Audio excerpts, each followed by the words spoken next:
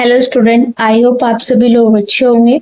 Welcome back our YouTube channel Ashish Tiwari. My name is Muskan and आज की इस video में हम बात करेंगे हमारा जो सब्जेक्ट है एजुकेशन का अंडरस्टैंडिंग ह्यूमन डेवलपमेंट के बारे इंपॉर्टेंट क्वेश्चन और उसके विद आंसर्स के बारे में बात करेंगे।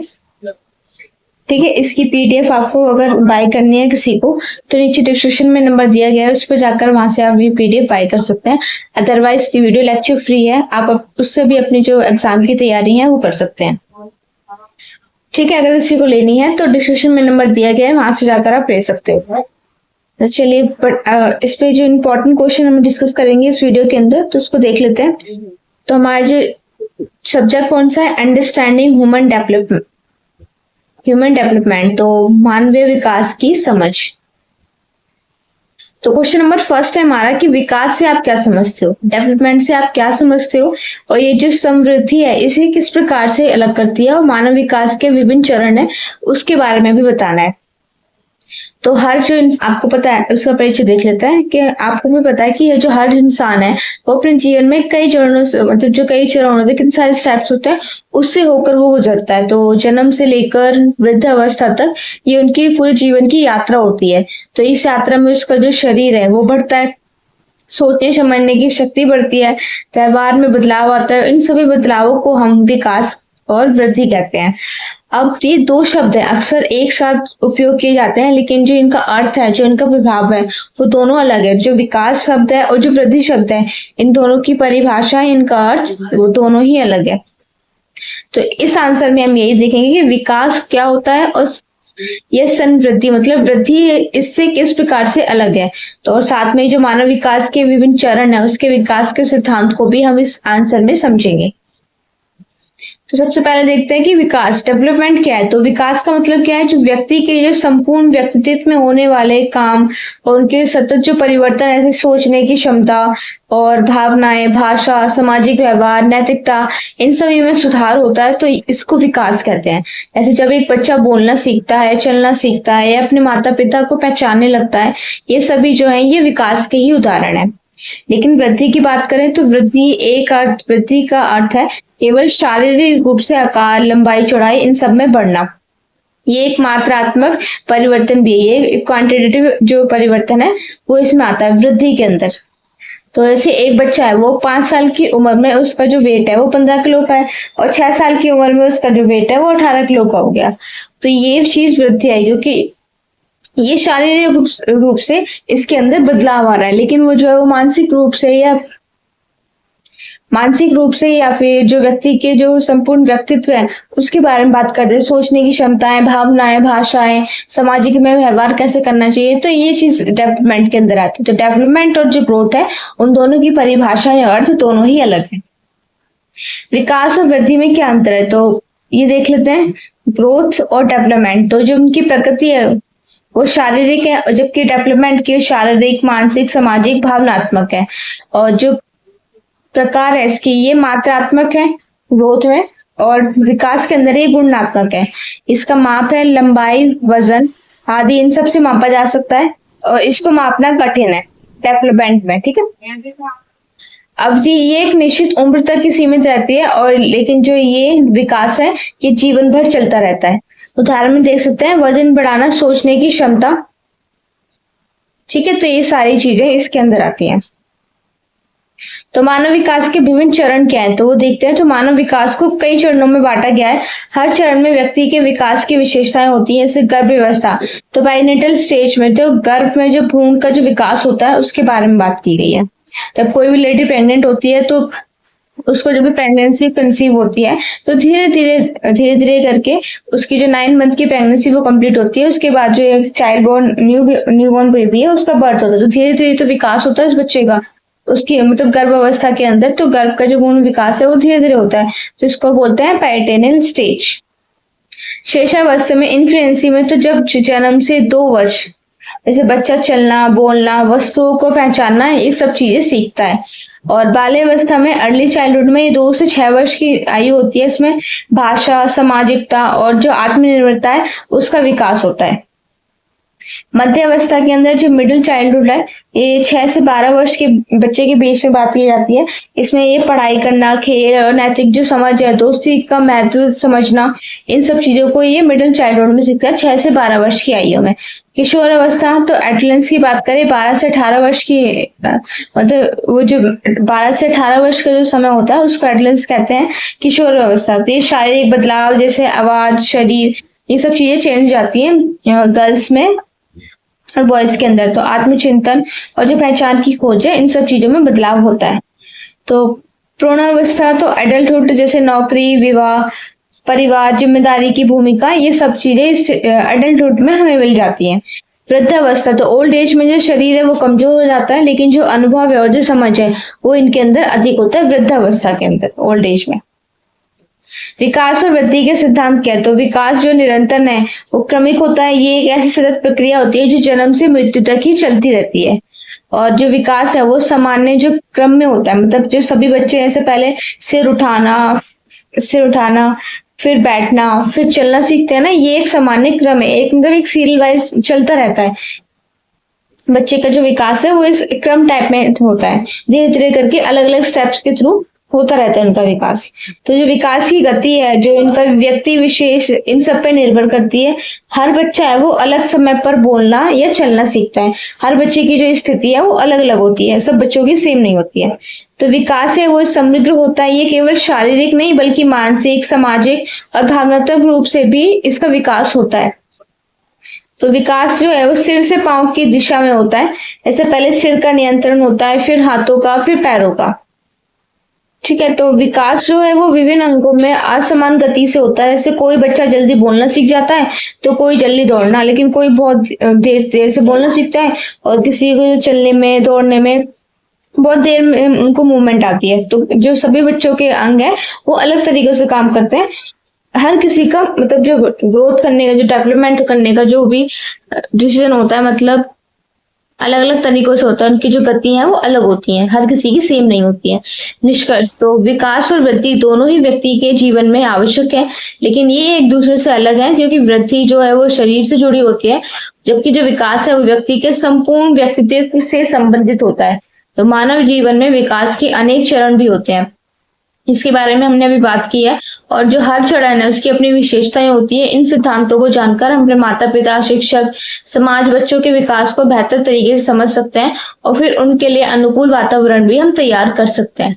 नेक्स्ट क्वेश्चन क्या है? नेक्स्ट क्वेश्चन है हमारा, मानव विकास की अवस्थाएं स्तर का जब संक्षिप्त परिचय दीजिए और इनके विभिन्न आयाम, विशेषताओं का भी वर्णन करना है। ऑप्शन में मानव विकास किस प्रकार से वृद्धि से भिन्न है, और बच्चों के सामाजिक विकास में परिवार, विद्यालय, समाज की जो भूमिका है उसके उपयोग उदाहरण के साथ हमें बताना है। तो परिचय देख लेते हैं पहले। तो जो मानव है उसका जीवन जन्म से मृत्यु तक लगातार विकास की प्रक्रिया से गुजरता ही रहता है। तो ये जो विकास है ये केवल शारीरिक नहीं होता है, बल्कि ये मानसिक, सामाजिक, भावनात्मक और बौद्धिक रूप से भी होता है। ठीक, तो ये संपूर्ण जो इनका परिवर्तन है उसको हम मानव विकास कहते हैं। तो इसी प्रक्रिया को समझने के लिए हमें इसके जो विभिन्न चरण है, अवस्थाएं हैं, जो विशेषताएं हैं, उनको जानना जरूरी भी होता है। तो साथ में ही हम देखेंगे, हमारे लिए मतलब ये समझना भी जरूरी है कि विकास और वृद्धि में क्या अंतर है, और बच्चों के जो सामाजिक विकास में उसमें परिवार, विद्यालय और समाज किस प्रकार से अपना योगदान देता है। तो इस आंसर में हम इसको कवर करेंगे। तो पहले देखने की मानव विकास किस प्रकार से वृद्धि से भिन्न अलग है। मतलब तो विकास का जो अर्थ है वह व्यक्ति के संपूर्ण व्यक्तित्व में होने वाले क्रमिक, स्थायी और गुणात्मक जो परिवर्तन होते हैं उसके बारे में बताता है, कि इसमें सोचने समझने की क्षमता, सामाजिक व्यवहार और भावनात्मक संतुलन और नैतिक जो समझ है वो इसके अंदर शामिल होती है, किसके अंदर? विकास के अंदर। जबकि वृद्धि का जो मतलब है वो शारीरिक के तो शरीर के आकार, उसकी ऊंचाई, वजन और अंगों के माप में ये मात्रात्मक जो परिवर्तन है उसके अंदर तो मात्रात्मक गिनने योग्य। तो मुख्य अंतर इस प्रकार से है कि जो विकास है वो संपूर्ण व्यक्तित्व में परिवर्तन लेकर आता है, लेकिन जो वृद्धि है वो केवल शारीरिक परिवर्तन लेकर आती है। और ये जो विकास है ये गुणात्मक होता है, लेकिन जो वृद्धि है वो एक मात्रात्मक होती है। जैसे आज किसी बच्चे के अंदर जो वेट है वो, छोटा बच्चा है 3 किलो का वेट है, उसका न्यू बॉर्न जब वो उसका बर्थ हुआ था, ठीक है, धीरे धीरे जब वो 2 साल का हुआ तो उसका वेट 6 kg हो गया, ठीक है। तो ये मात्रात्मक रूप से इसमें वृद्धि हो रही है। तो ऐसे जीवन भर ये चलता रहता है जो हमारा विकास है, लेकिन ये एक उम्र के बाद ही रुक जाता है। आपने देखा होगा किसी किसी की जो हाइट है वो छोटी होती है, तो वो एक उम्र के बाद जो उनके जो ग्रोथ हार्मोन्स है वो बंद हो जाते हैं। उनकी जो वृद्धि होनी होती है, जो उनकी हाइट बढ़नी होती है, वो कम हो जाती है। तो ये एक उम्र के बाद ही रुक जाते हैं, इस लाइन को आप बोल सकते हो। ऐसे एग्जाम्पल अगर पूछे जाते हैं, मतलब क्वेश्चन में अगर एग्जाम्पल के साथ बोलते हैं, तो आप ऐसे एग्जाम्पल देकर भी आ सकते हो।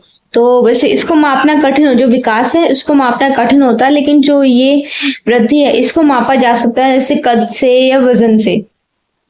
तो जो विकास है इसमें व्यवहार, सोच और भावनाओं से जुड़ा हुआ होता है, लेकिन जो ये वृद्धि है ये ऊंचाई, वजन, शरीर के अंगों से ही जुड़ी होती है। और मानव विकास की अवस्थाओं का संक्षिप्त परिचय और उसके आयाम के बारे में बात करेंगे। तो सबसे पहले है गर्भ व्यवस्था, जन्म से पूर्व की बात करेंगे। तो ये जीवन का पहला चरण होता है। इस दौरान जो भ्रूण मतलब जो गर्भ अवस्था, जो स्त्री के गर्भ में जो बच्चा पल रहा है, वो एक शारीरिक और तांत्रिक तंत्र का उसके अंदर विकास होता है। धीरे धीरे उसका जो विकास होता है अपने माँ के गर्भ के अंदर, तो माँ के स्वास्थ्य, पोषण और मानसिक स्थिति का प्रभाव उसके ऊपर भी पड़ता है।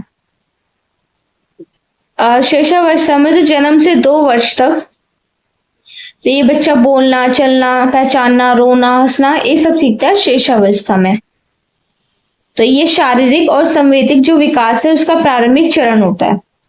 बाल अवस्था की बात करें कि 2 से 12 वर्ष तक की उम्र में यह बच्चा सामाजिक व्यवहार, अनुशासन और नैतिकता, भाषा का विकास, ये सभी करता है। और ये बौद्धिक और मानसिक विकास को भी महत्वपूर्ण समय देता है।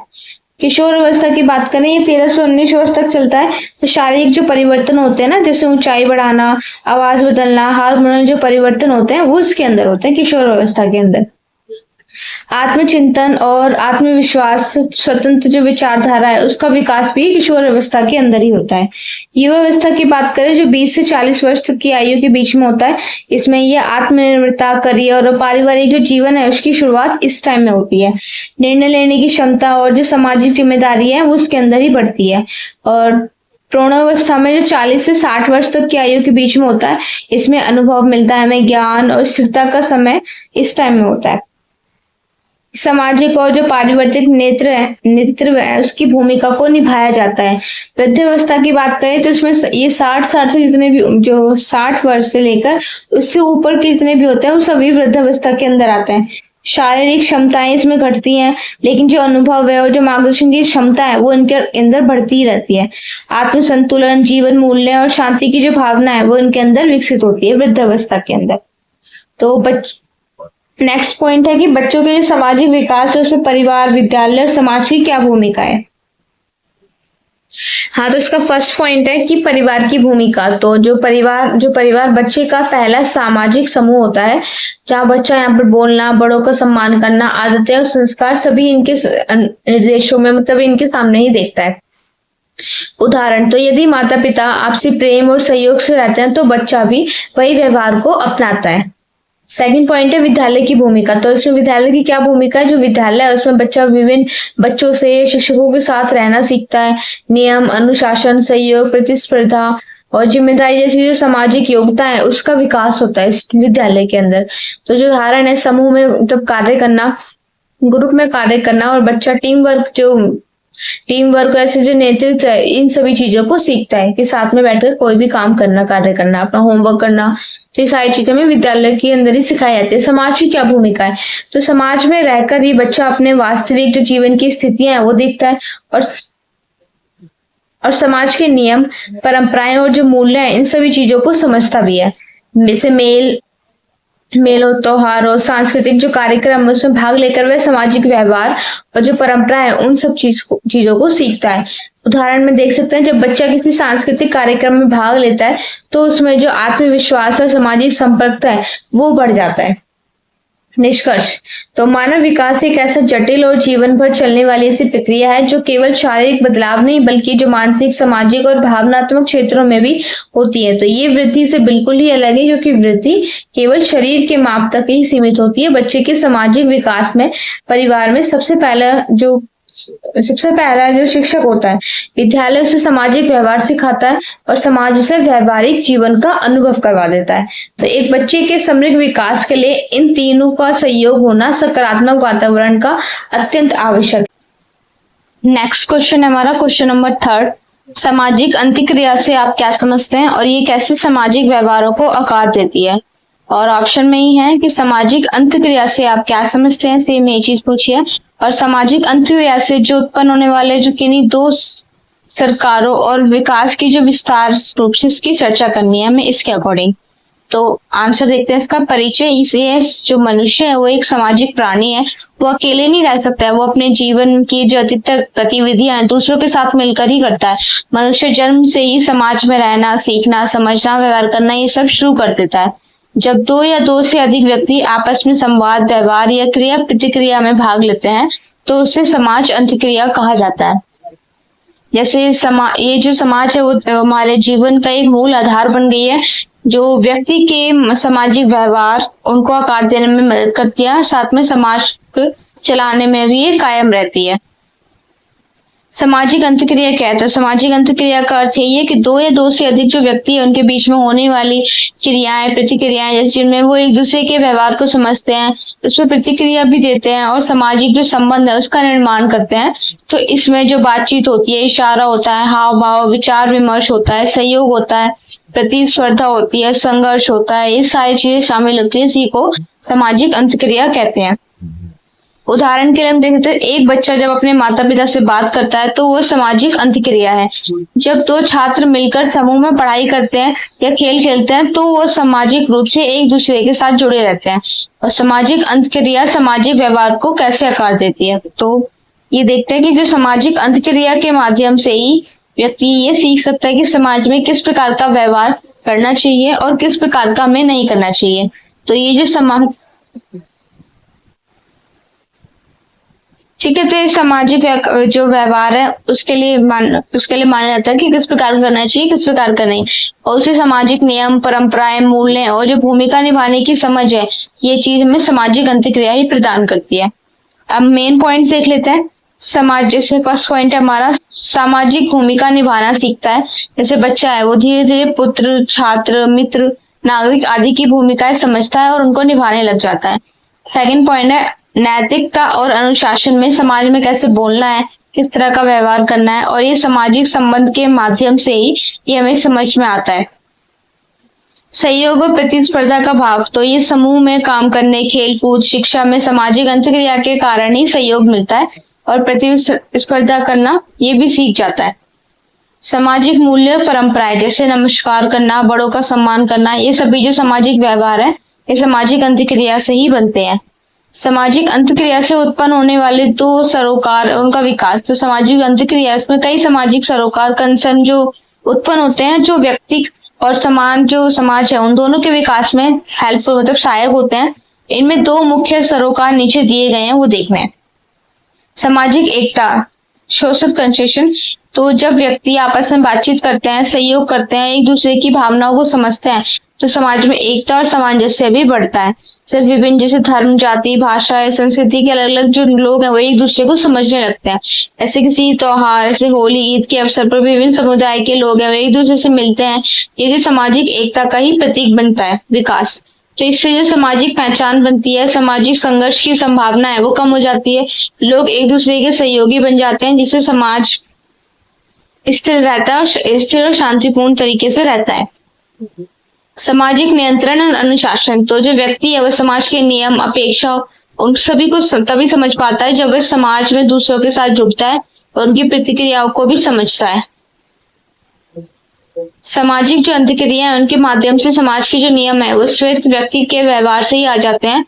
जैसे विकास में समाज में जो अनावश्यक संघर्ष है, अपराध है, असामाजिक गतिविधियां हैं वो कम होती हैं, व्यक्ति जिम्मेदार नागरिक भी बन जाता है।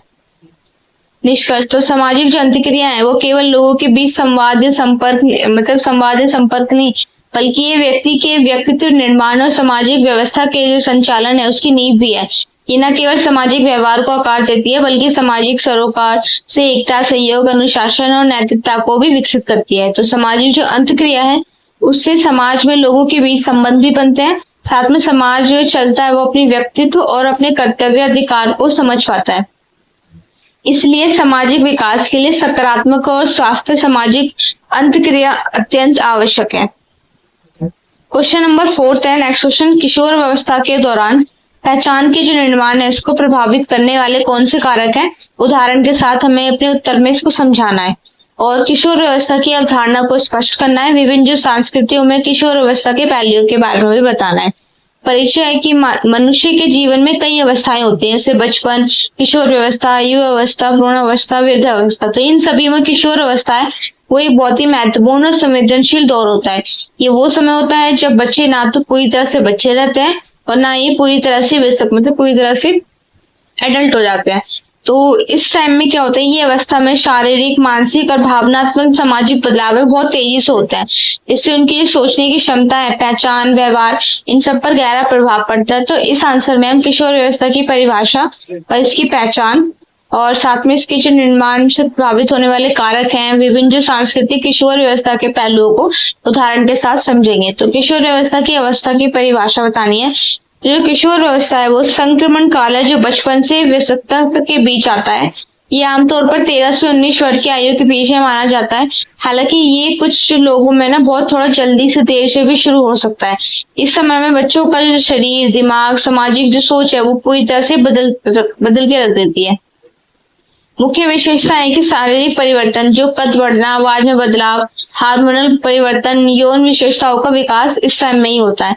मानसिक विकास तो तर्क करने की क्षमता, निर्णय लेने की सोच और आत्म जागरूकता में वृद्धि वो इस काल में ही होती है। भावनात्मक परिवर्तन, मूड में उतार चढ़ाव आते हैं। आत्मसम्मान और आत्मचिंतन की जो भावना है वो इस भावनात्मक परिवर्तन में ही होती है। तो सामाजिक पहचान, दोस्तों में, समाज में और परिवार में अपनी भूमिका को समझने की कोशिश करते हैं। किशोर व्यवस्था में पहचान के जो निर्माण है उनको प्रभावित करने वाले कारक को देख लेते हैं। तो इस अवस्था में ये जो किशोर व्यवस्था है इसको समझने की कोशिश करते हैं कि मैं कौन हूँ, मुझे क्या बनना है और समाज में मेरी क्या पहचान है। और ये पहचान निर्माण, आइडेंटिफाई फॉर्मेशन किन कारकों पे प्रभावित होता है। इसके मुख्य कुछ कारण है। परिवार का प्रभाव, तो जो परिवार है वो विशेष रूप से माता पिता का व्यवहार, मार्गदर्शन और बच्चों की सोच है उसकी गहराई को प्रभावित करता है। यदि माता पिता सहयोगी, समझदार और प्रेरणादायक हैं तो जो किशोर सकारात्मक पहचान है उसको विकसित करते हैं। जैसे समझ सकते हो उदाहरण के थ्रू कि एक ऐसा किशोर जिसकी माँ उसे पढ़ाई में प्रोत्साहित करती है और पिता उसे निर्णय लेने के लिए अवसर देते हैं तो वो उसको आत्मविश्वासी बनाते हैं। मित्र समूह में, तो पीर ग्रुप में, तो जो किशोर है वो अपने दोस्तों से बहुत अधिक प्रभावित होते हैं। वे उनसे तुलना करते हैं कि उनके जैसे बनने की कोशिश करते हैं। यदि मित्र सकारात्मक सोचने वाले हो तो उसे अच्छी पहचान बनाते हैं, लेकिन अगर नकारात्मक समूह है तो उनको बुरी आदतों में भी धकेल देते हैं। तो अगर किसी भी किशोर का मित्र समूह पढ़ाई या खेल में अच्छा है तो वो भी उन्हीं गतिविधियों में रुचि लेने लग जाता है। तो मीडिया और सोशल मीडिया की बात करें तो किशोर जो है वो social media, film, TV, internet in सबसे बहुत जल्दी प्रभावित हो जाते हैं। ये माध्यम उन्हें स्टाइल, सोच, जीवन शैली और पहचान को लेकर नए संदेश देते हैं। कुछ सकारात्मक तो कुछ भ्रमित करने वाले भी होते हैं ये सोशल मीडिया एप्स। तो सोशल मीडिया पर खुद को आदर्श दिखाने की कोशिश कभी कभी तो आत्मसम्मान को भी चोट पहुंचा सकता है। 4th पॉइंट है शिक्षा और विद्यालय। तो जो शिक्षक है और विद्यालय उसका वातावरण किशोर की पहचान में बड़ी भूमिका निभाता है। उन्हें किस तरह से अवसर दिए जाते हैं, उन्हें अपना समर्थन मिलता है, तो ये तय करता है कि वे खुद को कैसे देख रहे हैं। उदाहरण के रूप में यदि कोई भी छात्र स्कूल में नाटक या भाषण में भाग लेकर अपनी पहचान बता रहा है तो उसमें नेतृत्व की जो क्षमता है तो वो आत्मगौरव की तरफ महसूस करवाती है। क्वेश्चन नंबर 5 है व्यक्तिगत अनुभव और सोचने की क्षमता। तो जो किशोर है वो अनुभवों से सीखते हैं। कुछ बार तो सफलता, कभी असफलता उन्हें आत्मविश्लेषण की ओर लेकर जाती हैं। तो इसमें उन्हें ये समझने में मदद मिलती है कि इनकी जो रुचियां हैं, मूल्य हैं और लक्ष्य हैं वो क्या क्या है। तो विभिन्न जो सांस्कृतिक किशोर व्यवस्था के जो वर्ण होते क्या वर्ण है। किशोर व्यवस्था हर जगह पाई जाती है लेकिन जो विभिन्न सांस्कृतिक में उनके अनुभव और अपेक्षाएं अलग अलग होती हैं। जैसे समाज और संस्कृति में ये तय करते हैं कि किशोर से हमें क्या उम्मीद की जा सकती है और वो हमें जीवन में कैसे देख सकते हैं। नेक्स्ट है भारतीय संस्कृति में किशोर व्यवस्था। नेक्स्ट पॉइंट है भारतीय संस्कृति में किशोर व्यवस्था।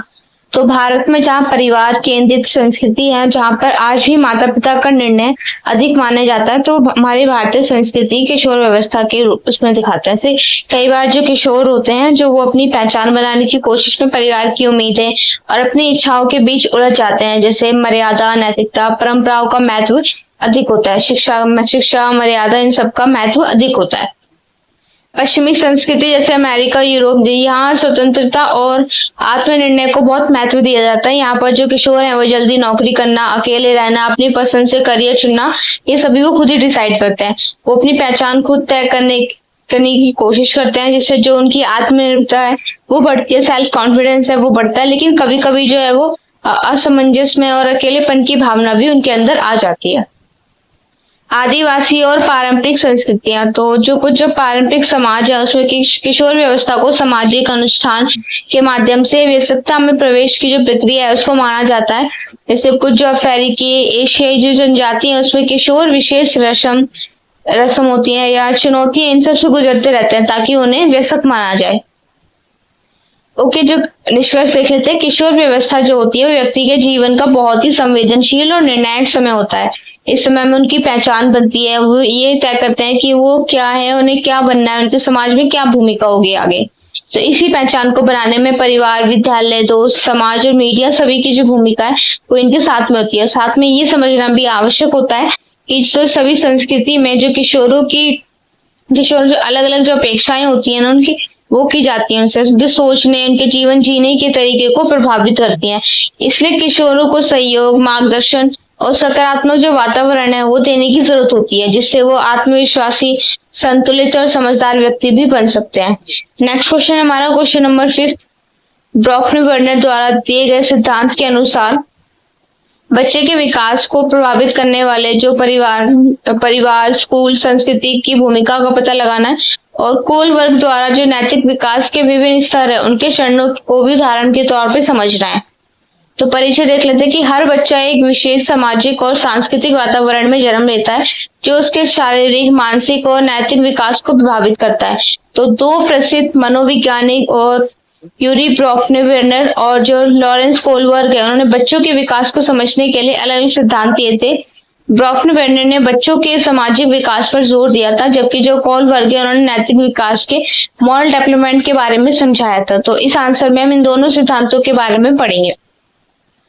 यूरी ब्रॉफने-वर्नर के बारे में पढ़ेंगे, तो जिनका जो पारिस्थितिक तंत्र सिद्धांत क्या है। तो ब्रॉफने-वर्नर ने कहा था कि एक बच्चे का जो विकास है वो केवल उसके अंदरूनी गुणों से नहीं होता, बल्कि उसके चारों ओर के सामाजिक वातावरण की गहराइयों से ही उस सबसे जुड़ा होता है। तो उन्होंने बच्चे के विकास को 5 तंत्रों में बांटा गया है। जैसे माइक्रो सिस्टम, ये सबसे जो नजदीकी स्तर होते हैं, जैसे परिवार, स्कूल, दोस्त, पड़ोसी, ये सभी आते हैं। जैसे अगर बच्चे के माता पिता उसे प्यार और सहयोग देते हैं तो बच्चा आत्मविश्वासी और खुश रहता है। लेकिन अगर स्कूल में शिक्षक बच्चे को प्रोत्साहित करते हैं तो उसका जो मन है वो पढ़ाई में लगा रहता है। अब मैसो सिस्टम में बात करें तो ये दो जो माइक्रो सिस्टम है उसके आपसी संबंध को दर्शाते, जैसे माता पिता और शिक्षक के बीच तालमेल के रूप में दर्शाते हैं। जैसे अगर स्कूल में माता पिता शिक्षक बैठक पीटीएम होती है और माता पिता नियमित रूप से आते हैं तो बच्चे को स्कूल और घर दोनों जगह दोनों जगह ही उनको मदद मिलती रहती है। और एक्सो सिस्टम की बात करें तो ये वो वातावरण होता है जिसमें बच्चे सीधा शामिल नहीं होता, लेकिन उसका जो प्रभाव है वो उस पर पड़ता है। ऐसे उदाहरण के तौर में अगर माता पिता की जो नौकरी में तनाव होता है तो उनका मूड घर में भी बच्चों के उसको प्रभावित कर सकता है। और मैक्रो सिस्टम की बात करें तो ये संस्कृति, रीति रिवाज, सामाजिक मूल्य और कानूनों से जुड़ा होता है। अगर समाज में शिक्षा का महत्व, जो शिक्षा का है उसका महत्वपूर्ण स्थान है वहां पर, तो बच्चों को पढ़ाई के लिए प्रेरणा इसी से मिलती है। और क्रोनो सिस्टम में बात करें तो यह समय इसके साथ बदलाव को दर्शाता है, जैसे जीवन की घटनाएं या सामाजिक बदलाव को। कोविड-19 में महामारी के साथ ऑनलाइन पढ़ाई के प्रभाव बच्चों के सामाजिक विकास पर भी पड़ता है। कोलबर्ग का जो नैतिक विकास सिद्धांत है उसके बारे में बात करेंगे। तो जो कोलबर्ग है उसने नैतिक विकास को 3 मुख्य स्तर 6 चरणों में बांटा है। इसमें बताता है कि जैसे बच्चा बड़ा होता है ऐसे उसे सही गलत की समझ उसकी में बदलती रहती है, बदलाव आते रहते हैं इसमें। तो इस पहला स्तर इसमें है कि प्री कन्वेंशनल स्टेज, जिसमें बच्चे अपने फायदे या सजा से डरकर निर्णय ले लेते हैं। चरण 1 होता है इसमें दंड और आज्ञाकारिता। बच्चा सही गलत को सजा और पुरस्कार से जोड़ देता है। ऐसे अगर मैंने झूठ बोला है तो पिटाई होगी, इसलिए सच बोलना अच्छा है। और व्यक्तिगत लाभ, तो बच्चे अपने फायदे के अनुसार ही नैतिकता तय करते हैं। ऐसे अगर मैं होमवर्क करूंगा क्योंकि बाद में मुझे खेलने का समय मिलेगा। और कन्वेंशनल स्तर, तो ये स्तर समाज के नियम और दूसरों की अपेक्षाओं पर ही आधारित होते हैं। चरण 3, तो अच्छा लड़का अच्छी लड़की, तो बच्चा ऐसा व्यवहार करता है जिससे उसे लोग उसे अच्छा समझे। जैसे मैं झूठ नहीं बोलूंगा क्योंकि मम्मी पापा मुझसे खुश रहेंगे। कानून और व्यवस्था, चरण 4, तो बच्चे जो है वो नियमों का पालन करना इसलिए करते हैं क्योंकि वो समाज में अपनी व्यवस्था बनाए रखना चाहते हैं। जैसे उदाहरण में, मैं सड़क पार करते समय ट्रैफिक नियम मानूंगा क्योंकि ये सभी के लिए जरूरी होता है। स्तर नंबर 3, तो पोस्ट कन्वेंशनल स्तर के अंदर, तो इसमें क्या है, ये स्तर तब आता है जब व्यक्ति समाज के नियमों से ऊपर उठकर नैतिक मूल्यों के बारे में सोचता है। ऐसे चरण 5, सामाजिक अनुबंधन, तो व्यक्ति वह सोचता है कि नियम है वो लोगों की भलाई के लिए है। कभी कभी नियम तोड़ना ठीक है, लेकिन अगर किसी की जान बचानी हो तो। चरण 6, तो सार्वभौमिक नैतिक जो सिद्धांत है, व्यक्ति अपनी अंतरात्मा और उच्च नैतिक मूल्य उनसे निर्णय लेता है। ऐसे भले ही सब चुप है, लेकिन जो अन्याय के खिलाफ बोलना मेरा कर्तव्य है।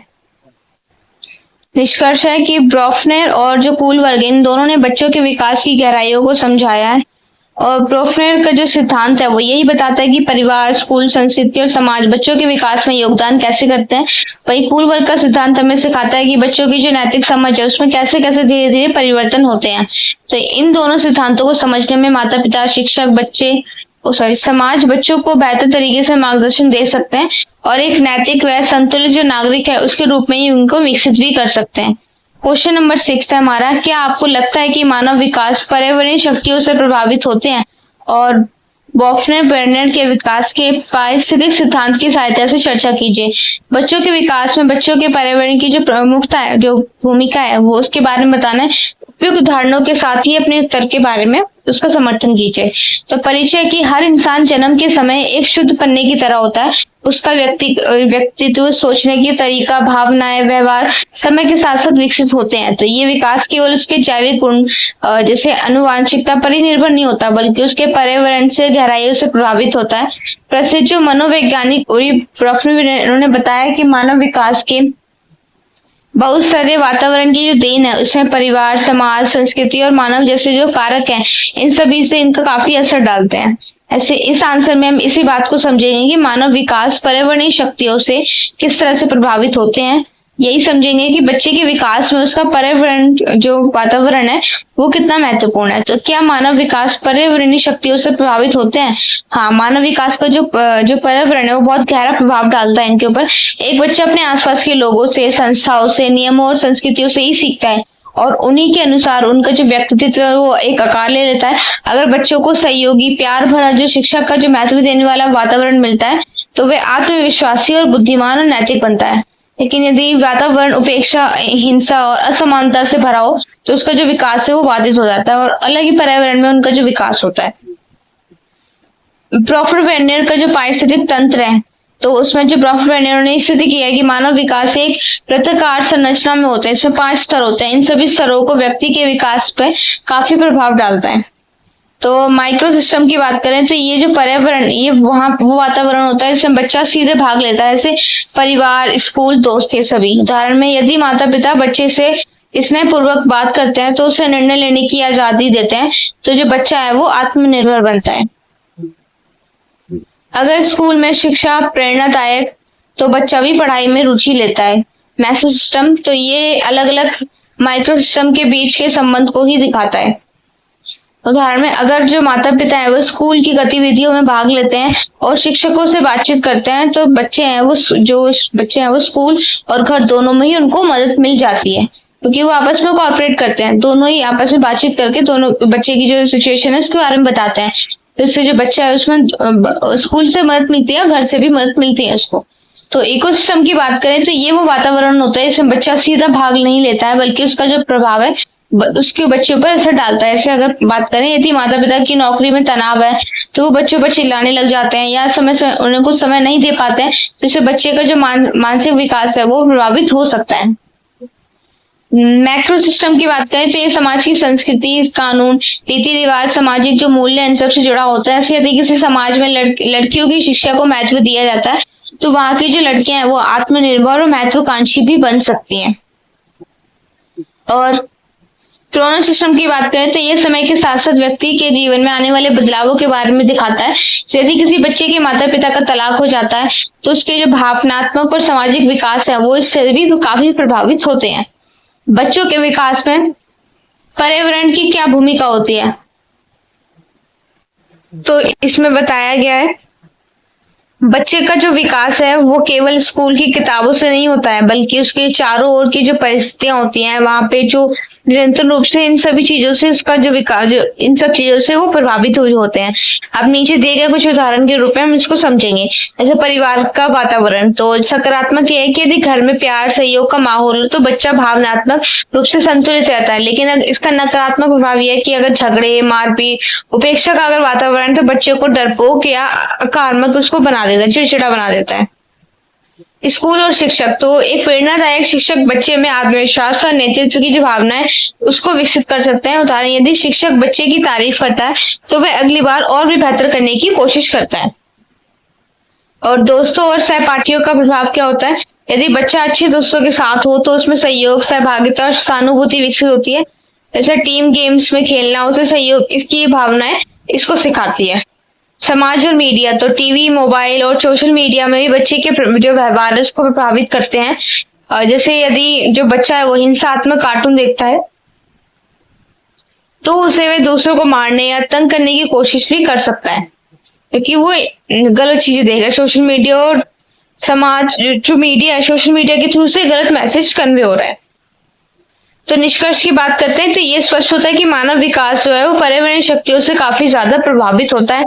ब्रॉफन-वेर्नियर का सिद्धांत इस बात को वैज्ञानिक ढंग से समझाते हैं कि कैसे विभिन्न स्तरों पर हमारा वातावरण, स्कूल, परिवार, समाज, संस्कृति में हमारे विकास की दिशा और गति को तय करता है। एक बच्चे का विकास तभी संपूर्ण हो सकता है जब उसका पर्यावरण से सुरक्षा, प्रेम, प्रेरणा और नैतिकता दे सकता है। तो इसलिए हम सभी की जिम्मेदारी है कि हम बच्चों के लिए एक सकारात्मक, प्रेरणादायक वातावरण तैयार करें ताकि वो बेहतर इंसान बन सके।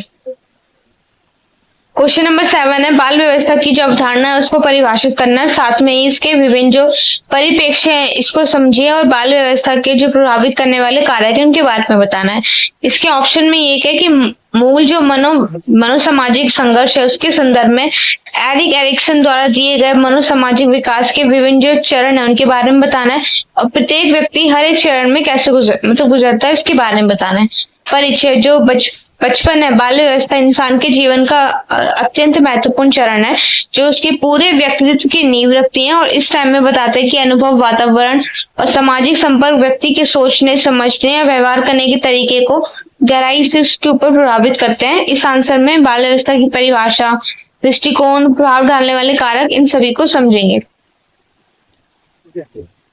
और बाल व्यवस्था की अवधारणा, तो जो बाल व्यवस्था है वो एक जीवन काल है जो जन्म से लेकर लगभग 12 वर्ष की आयु तक ही माना जाता है। ये समय शारीरिक, मानसिक और सामाजिक नैतिक जो विकास है उसका आधार माना जाता है। ये उम्र सीखने, खेलने, समझने और दुनिया को महसूस करने की होती है। बाल व्यवस्था के विभिन्न परिप्रेक्ष्य होते हैं, जैसे जैविक परिप्रेक्ष्य, बायोलॉजिकल पर्सपेक्टिव, तो बचपन में शारीरिक विकास जैसे हड्डियों की लंबाई, मांसपेशियों की ताकत, दांत निकलना, ये सभी होता है।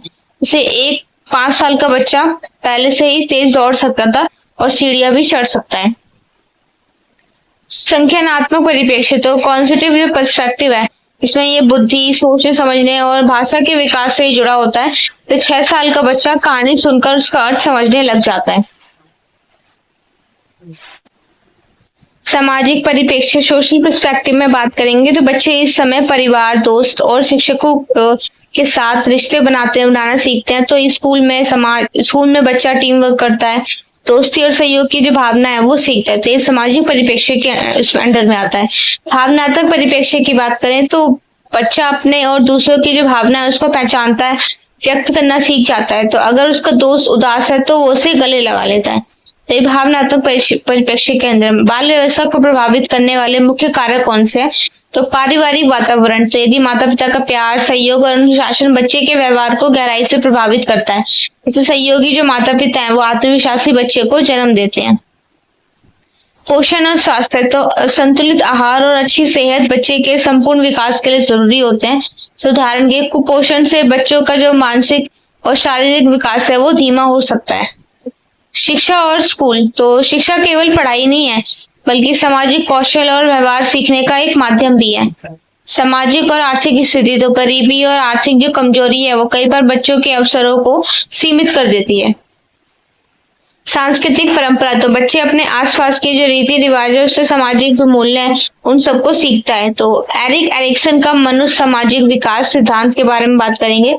तो एरिक्सन ने कहा था कि इंसान का जो पूरा जीवन है वो 8 मानव सामाजिक चरण है उन सब में बटा हुआ है। ऐसे हर चरण में एक विशेष मूल संघर्ष है वो होता है जिसे हल करना व्यक्ति के जो मानसिक विकास है उस सबके लिए जरूरी होता है। प्रमुख चरण उनके संघर्ष क्या है? तो विश्वास बनाम अविश्वास। तो ट्रस्ट वर्सेस मिसट्रस्ट। तो ये जन्म 1.5 वर्ष अगर माता पिता बच्चे की जरूरतें समय पर पूरी करें तो बच्चा दुनिया पर भरोसा करना सीख जाता है। जैसे उदाहरण में समय पर दूध पिलाना और उसको गले लगाना। स्वायत्तता बनाम संदेह। तो एटोनॉमी और शेम। तो ये 1.5 से 3 वर्ष की आयु में होता है। बच्चा जो खुद काम करने की कोशिश करता है, ऐसे कपड़े पहनना, उसे प्रोत्साहन मिलेगा तो वो आत्मनिर्भर बनेगा, नहीं तो वो संकोच ही करता रह जाएगा। थर्ड पॉइंट है पहल बनाम अपराध बोध। तो इनटेंटेटिव विद गिल्ट। तो ये 3 से 6 वर्ष की आयु के बीच में होता है। बच्चा नया काम करने की शुरुआत करना चाहता है लेकिन वो खुद से ड्राइंग करना या कहानी सुनाना। ठीक है। फोर्थ पॉइंट है उद्योग बनाम हीन भावना। तो इंडस्ट्री वर्सेस इनफॉरिटी। तो 6 से 12 वर्ष की आयु के बीच में होता है। स्कूल जाने वाला जो बच्चा है वो मेहनत से कुछ बनना चाहता है। जैसे गृह कार्य की तारीफ हो तो बच्चा अच्छे मेहनत भी करता है और नहीं तो हीन भावना उनके अंदर विकसित होने लग जाती है। तो पहचान बनाम भ्रम। तो आइडेंटिटी वर्सेस रूल कंफ्यूजन। तो 12 से 18 वर्ष की आयु के बीच में होता है। किशोर अपने भविष्य, सोच और पहचान को लेकर सवाल पूछते हैं कि मैं क्या बनूंगा। इसका उत्तर ढूंढना बहुत जरूरी हो जाता है उनके लिए। तो अंतर्ज्ञानता बनाम अलगाव।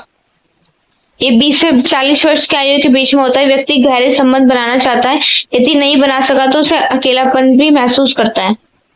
और सृजनशीलता और बनाम ठहराव। तो ये 40 से 65 साल की वर्ष में होता है। व्यक्ति समाज और अगली पीढ़ी के लिए योगदान देना चाहता है, जैसे शिक्षण, समाज सेवा, ये सभी। तो आत्मसमर्पणता बनाम निराशा। तो ये 65 वर्ष या उससे आगे की आयु के बीच में होता है। वृद्धावस्था में व्यक्ति अपने जीवन में नजर डालता है, संतुष्टि या पछतावा। निष्कर्ष। तो बाल्यावस्था केवल जीवन का एक प्रारंभिक चरण नहीं है बल्कि पूरे जीवन की नींव होती है। इस समय बच्चे के शारीरिक, मानसिक और सामाजिक भावनात्मक जो विकास है उसको तय करते हैं। तो एरिक एरिक्सन का जो मनोसामाजिक विकास है सिद्धांत ये स्पष्ट करता है कि हर व्यक्ति जीवन के अलग अलग चरणों में अलग अलग संघर्ष उन सबसे गुजरता है और इन संघर्षों को भी सही मार्गदर्शन हो, सहयोग के साथ उनको हल किया जाए और जो सामाजिक रूप से वो स्वस्थ और संतुलित भी बन जाए। तो इन बच्चों को एक सकारात्मक, पोषणात्मक और सहयोगी जो वातावरण है वो उन सबकी जिम्मेदारी होती है। मतलब वातावरण देना हम सबकी जिम्मेदारी है जिससे वो एक मजबूत, आत्मनिर्भर और नैतिक जो इंसान है वो बन सके। तो ये जो उत्तर है, ये जो असाइनमेंट है ये बोर्ड परीक्षा की तैयारी करने के लिए उपयुक्त माना जाता है। आप चाहे तो इसे और विस्तार से, ठीक है, तो इस आंसर में यही चीजें बताई गई है, डिटेल में बताया गया, अच्छे से आपको समझ में आ जाएगा। तो क्वेश्चन नंबर 8 हमारा संख्यात्मक जो विकास है उसमें आत्म सत्याकरण और संयोजन की जो अवधारणा है उसके बारे में व्याख्या करनी है और आप प्याजे द्वारा दिए गए सिद्धांतों का कक्षा में सहयोग कैसे कर सकते हैं। समावेशी शिक्षा से आप क्या समझते हैं? समाज के व्यापक विकास के लिए समावेशी किस प्रकार उपयोगी है, उदाहरण के रूप में इसको समझेंगे। तो जो शिक्षा है वो केवल किताबों से ज्ञान प्राप्त करने की प्रक्रिया नहीं होती बल्कि ये व्यक्ति के संपूर्ण जो विकास है उसका माध्यम होती है। ये एक बच्चे को बौद्धिक, सामाजिक और भावनात्मक विकास कई कारकों से प्रभावित होता है जिससे उसका जो परिवेश है, समाज है, आर्थिक स्थिति है, शिक्षण जो प्रक्रिया है उसके बारे में बात करते हैं। प्रसिद्ध जो मनोवैज्ञानिक जैसे जो पियाजे ने संख्यात्मक विकास का सिद्धांत दिया था जो बच्चों के सोचने समझने की प्रक्रिया है उसको समझाने में बहुत मदद करते हैं। तो वही समावेशी शिक्षा है वो उनको सामाजिक असमानता जैसे जो विषय है इसके बारे में बताते हैं। सभी बच्चों के पास समान अवसर नहीं होते हैं, जो हम इस आंसर में देखेंगे। संख्यात्मक विकास में आत्म सत्याकरण, समयोजन, समावेशी शिक्षा का महत्व, गरीबी और अमीरी में जन्म लेने वाले बच्चों के जीवन अनुभवों का मतलब अंतर। तो संख्यात्मक विकास में आत्म सत्याकरण और समायोजन की बात करें तो ये प्रसिद्ध सिर्फ मनोवैज्ञानिक J.F. पियागेट्स ने बच्चों के जो बौद्धिक जो विकास है उसको समझाने के लिए संख्यात्मक विकास का सिद्धांत प्रस्तुत किया था। उसके अनुसार बच्चे धीरे धीरे सोचते हैं, समझते हैं, सीखने की जो व्यवस्था है वो उनके अंदर विकसित होती है। तो इसमें जो आत्म सत्याकरण और समयोजन जैसे जो प्रक्रिया है वो शामिल होती हैं। तो आत्म सत्याकरण में क्या होता है कि जब बच्चा नई जानकारी को पहले से मौजूद ज्ञान और अनुभव में शामिल करता है, जैसे बच्चा पहले से तो कुत्ते को जानता है, लेकिन जब वो बिल्ली को देखता है तो उससे भी वो कुत्ता कह देता है, लेकिन वो आत्म सत्याकरण कर रहा है क्योंकि वो एक नई चीज को पुराने ढांचे में फिट कर रहा है। समायोजन, तो ये बच्चा अपनी जो सोच है उसको बदलता है, तो नई जानकारी के अनुसार वो नई समझ विकसित करता है। जब बच्चा समझता है कि बिल्ली और कुत्ता अलग अलग होते हैं तो वो अपनी सोच में बदलाव करता है, ये समायोजन है। ठीक है, तो ये समायोजन आत्म सत्याकरण दोनों ही अलग अलग पॉइंट है। तो कक्षा में प्याजे के सिद्धांत का उपयोग कैसे करें? तो गतिविधि तो आधारित जो शिक्षा दें, बच्चों को केवल सुनाना नहीं है बल्कि उन्हें चीजें करने देना है, जैसे विज्ञान प्रयोग या गणितीय खेल, तो उनको करने देंगे। अगर वो करेंगे तभी वो सीख पाएंगे। तो आय के अनुसार विषय तय करें। तो प्याजे के अनुसार छोटे बच्चे की जो सोच है वो ठोस होती है, उन्हें ठोस एक उदाहरण दे। तो प्रश्न पूछने की जो आदत डालें, बच्चों को सोचने के प्रेरित करें। उन्हें अगर पानी जम जाए तो क्या होगा, तो इन गलत उत्तरों को भी स्वीकारें क्योंकि वो उनके संख्यात्मक विकास की हिस्सा है, और बाद में उन्हें सही दिशा में उनको मार्गदर्शन भी करें। समावेशी शिक्षा और समाज में क्या महत्व है? तो समावेशी शिक्षा है वो एक वैसी प्रणाली है इसमें हर प्रकार के बच्चे, चाहे वो शारीरिक, मानसिक, सामाजिक या आर्थिक रूप से अलग है, लेकिन एक समान कक्षा में साथ में पढ़ते हैं, उनका समान अवसर प्राप्त होते हैं, जिसमें विभिन्न जरूरतें वाले बच्चों को भी किया जाता है। जैसे सामान्य जो बच्चे हैं उनके साथ ही पढ़ाया जाता है उनको भी। समावेशी शिक्षा समाज के लिए क्यों उपयोगी है? तो समानता को बढ़ावा देती है, इसमें सभी बच्चों को समान अवसर मिलता है, इससे सामाजिक जो भेदभाव है वो घटता है। सहानुभूति शिक्षा की जो भावना है वो बढ़ती है, सामान्य जो बच्चे हैं विशेष जरूरतों वाले बच्चों के साथ सहयोग करना सीखते हैं। दीर्घकालीन सामाजिक एकता, तो जब भी बच्चे साथ में पढ़ते हैं तो वे भविष्य में समाज में भेदभाव नहीं करते हैं। व्यक्तिगत विकास होता है, विशेष जरूरत वाले बच्चों का आत्मविश्वास भी बढ़ता है। उदाहरण के रूप में देखेंगे, यदि एक कक्षा में व्हीलचेयर पर बैठने वाला बच्चा भी बाकी बच्चों के साथ समान रूप से भाग ले रहा है तो अन्य बच्चे उसे अलग नहीं मानेंगे, वे खुद को भी कमजोर नहीं समझेंगे। तो सामाजिक असमानता और बच्चों का बचपन, तो ये एक सच्चाई है कि एक अमीर शिक्षित जो शिक्षित परिवार है और एक गरीब और अशिक्षित परिवार में जन्म लेने वाले बच्चों के जो अनुभव है वो अलग अलग होते हैं। इससे उनका शारीरिक, मानसिक और सामाजिक विकास है वो भी अलग ही होता है।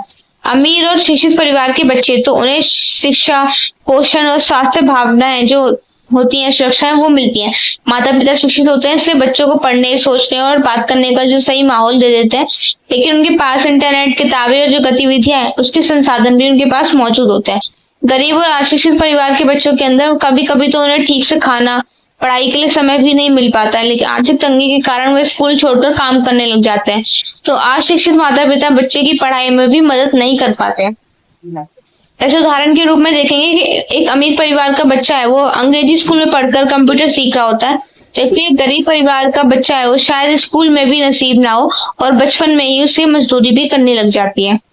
तो निष्कर्ष, तो इस उत्तर में हमने यही जाना है कि जो प्याजे के सिद्धांत उसके माध्यम से बच्चों की जो सोचने और सीखने की जो प्रक्रिया है उसको बेहतर समझा जा सकता है। उसके साथ ही समावेशी शिक्षा समाज को अधिक सम्मान, सहनशीलता भी बनाता है।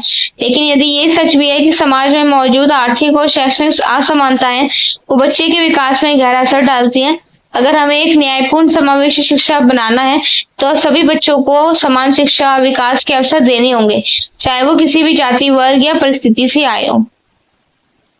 क्वेश्चन नंबर 9 है कि एक गरीब और शिक्षित परिवार के बच्चे का बचपन एक अमीर शिक्षित परिवार बच्चे में पैदा होने का अनुभव अलग होता है। तो क्या आप इस बात से सहमत हैं? इन दोनों इसके उदाहरण के रूप में समझाइए। और दुर्व्यवहार है हिंसा जो बालक है उसके व्यवहार और मानसिक जो विकास है उसको किस तरह से प्रभावित करते हैं।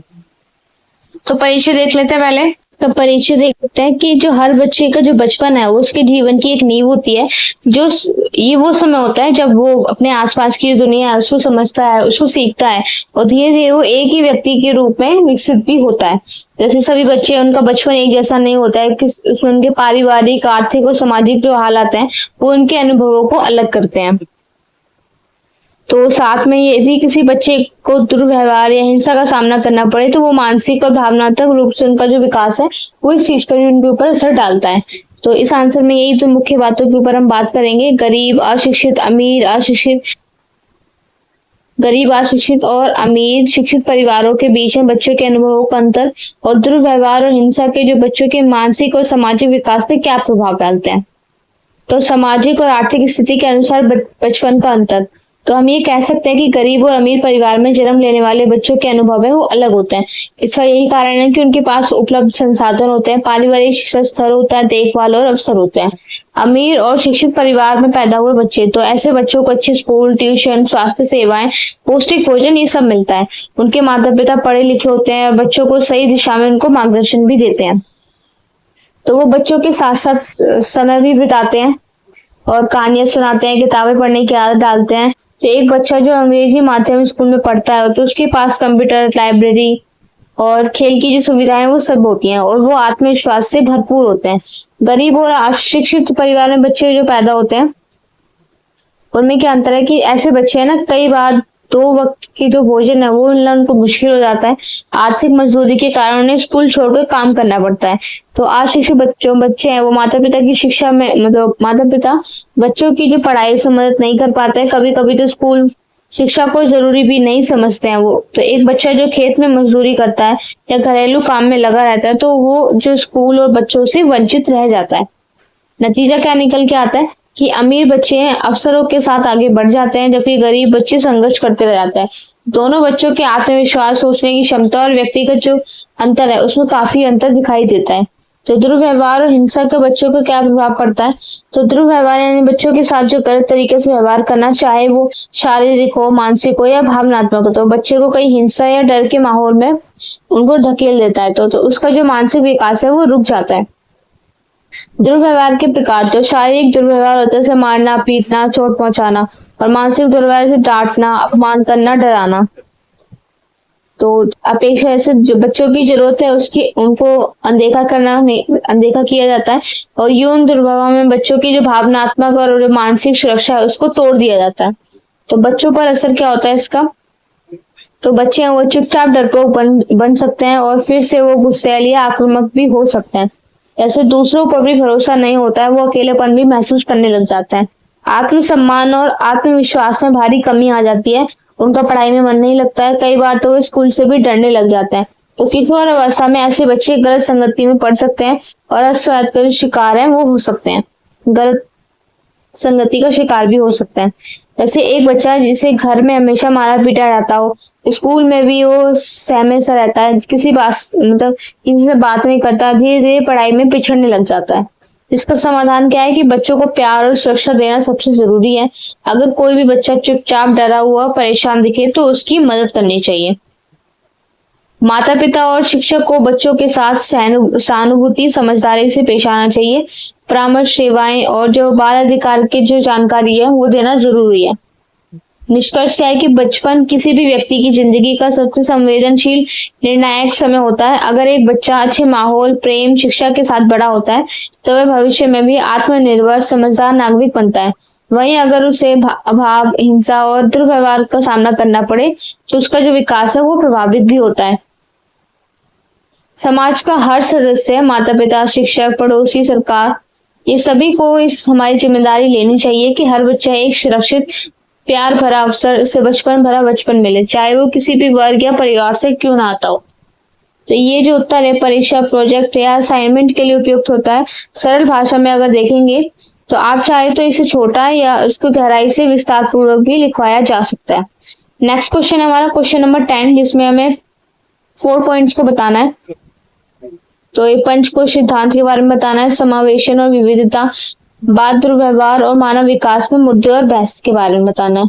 तो पंचकोश सिद्धांत के अंदर जो पंचकोश सिद्धांत है वो भारतीय दर्शन एक का महत्वपूर्ण हिस्सा है, जिसमें उपनिषद में ये बताया गया है कि ये सिद्धांत कहता है कि मानव जो शरीर है वो केवल शारीरिक नहीं बल्कि 5 स्तरों में विभाजित होता है। अन्नमय कोश जिसमें शारीरिक शरीर भोजन से बना होता है, प्राणमय कोश ये जीवन शक्ति और ऊर्जा से होता है, मनोमय कोश ये मन और विचार से होता है, विज्ञानमय कोश ये बुद्धि और विवेक से होता है, और आनंदमय कोश ये आत्मा और अंतर मन है उसके सुख से होता है। तो ये जो सिद्धांत है शिक्षा, योग और मानसिक विकास में काफी उपयोगी होता है, क्योंकि वो मनुष्य के समग्र विकास के ऊपर बल देता है। समावेशन और विविधता की बात करें तो समावेशन का अर्थ है सभी बच्चों को, चाहे वो किसी भी जाति, वर्ग, लिंग या भाषा के दिव्यांग जो बच्चे होते हैं उनको एक समान अवसर समान देते हैं। विविधता का मतलब है कि विभिन्न जो पृष्ठभूमि है, क्षमताएं और सांस्कृतिक दृष्टिकोण है उसको स्वीकार करना चाहिए और उसका सम्मान करना चाहिए।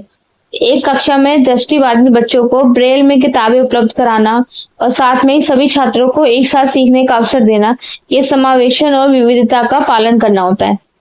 तो समावेशन और विविधता से जो समाज में समानता, सहयोग और सहिष्णुता भी बढ़ती है। तो बाल दुर्व्यवहार, तो बाल जो दुर्व्यवहार है वो स्थिति होती है जब किसी बच्चे के साथ शारीरिक, मानसिक, यौन और भावनात्मक रूप से गलत व्यवहार किया जाता है, जिसके 4 प्रमुख प्रकार होते हैं।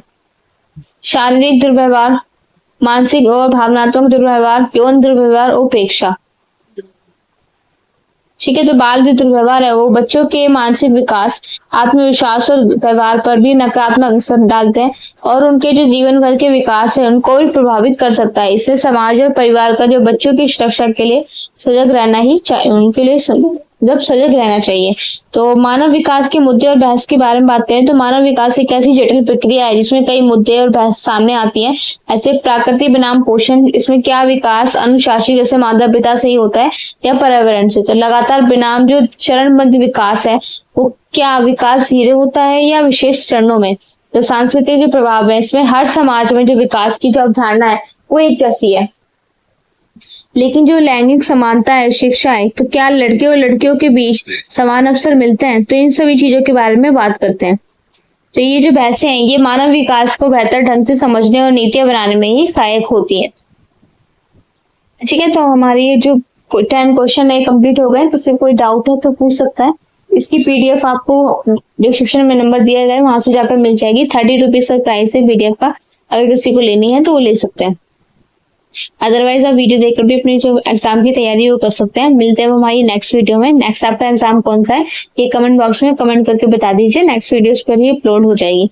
मिलते हैं अब हमारी नेक्स्ट वीडियो में। Thank you for watching.